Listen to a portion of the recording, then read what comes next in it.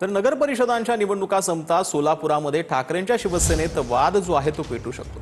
नगर परिषदेच्या पराभवाला संपर्क मंत्री चंद्रकांत खैरे आणि संपर्क प्रमुख अनिल कोकीळ जबाबदार असल्याचा आरोप जिल्हा प्रमुख अजय दासरींनी केलेला आहे। तर यामुळे दोघांना पदमुक्त करण्याची मागणी दासरींनी केली आहे। जिल्हा प्रमुखांच्या आरोपांमुळे सोलापूर जिल्ह्यातील ठाकरेंच्या शिवसेनेतील वाद आता चव्हाट्यावर आलेला आहे।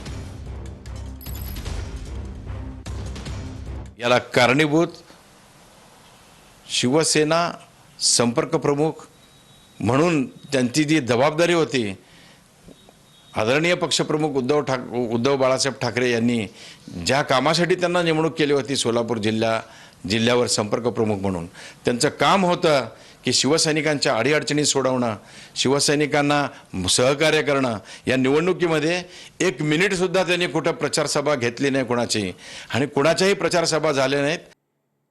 तर चंद्रपुरातील मोहन भागवतांच्या कार्यक्रमावर आमदार किशोर जोरगेवारांनी आक्षेप घेतलेला आहे। आमदार किशोर जोरगेवारांचं जिल्हाधिकाऱ्यांना पत्र पाहायला मिळतंय। पूर्ण सुविधांशिवाय रुग्णालय सुरू करणं जे आहे ते योग्य नाही असा पत्रात उल्लेख करण्यात आला। सर्व त्रुटी पूर्ण करण्याची मागणी किशोर जोरगेवारांनी केली।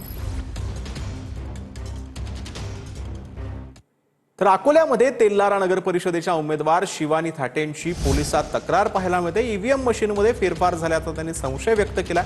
141 मतांनी पराभव होईल असा अज्ञात व्हॉट्सअपवरून संदेश पाठवल्याचा आरोप करण्यात येतो। शिवानी थाटे ठाकरेंच्या शिवसेनेच्या उमेदवार होत्या।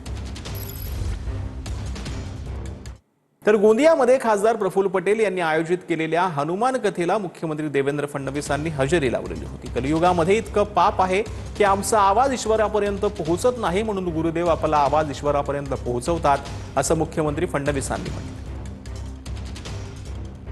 कलयुग में इतने ज्यादा पाप है कि हमारी पुकार ईश्वर तक पहुंचती नहीं है, लेकिन हमारे गुरुदेव और हनुमान जी ये ऐसे हैं कि जो हमारे दिल की बात ईश्वर तक पहुंचाते हैं और उनका आशीर्वाद हम तक लाते हैं।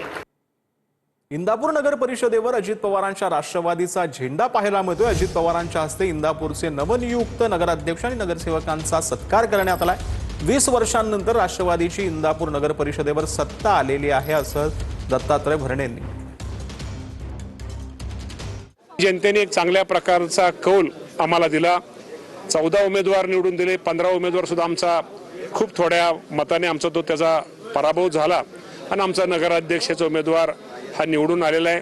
पण निश्चित प्रकारे इंदापूर शहराने जे आमच्यावरती जो एक विश्वास दाखवलेला आहे की तुम्हाला सांगा हरकत नाही, 20 वर्ष आमची कधी इंदापूर शहरामध्ये राष्ट्रवादी काँग्रेस पक्षाची सत्ता आमची नव्हती, आणि ती विरोधी पक्षाची सत्ता उलथून टाकून आमच्या राष्ट्रवादी पॅनलला इंदापूरच्या जनतेने जो विश्वास दाखवलेला आहे त्याबद्दल आपल्या माध्यमातून मी जनतेचे आभार मानतो।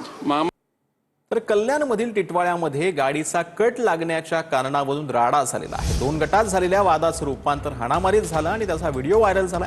दोन्ही गटातील 8 जणांविरोधात गुन्हा दाखल करण्यात आला।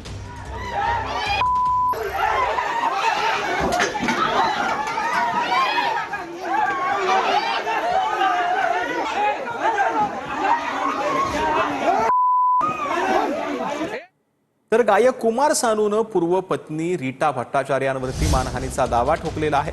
कुमार सानूंनी आता आपल्या पूर्व पत्नीवरती 50 कोटी रुपयांच्या मानहानीचा दावा आणि खटला दाखल केला। रीटा भट्टाचार्य यांनी एका मुलाखतीमध्ये कुमार सानू यांच्यावरती गंभीर आरोप केलेले होते। गरोदर असताना सानू यांनी गैरवर्तन केल्याचा आरोप त्यांनी केलेला होता।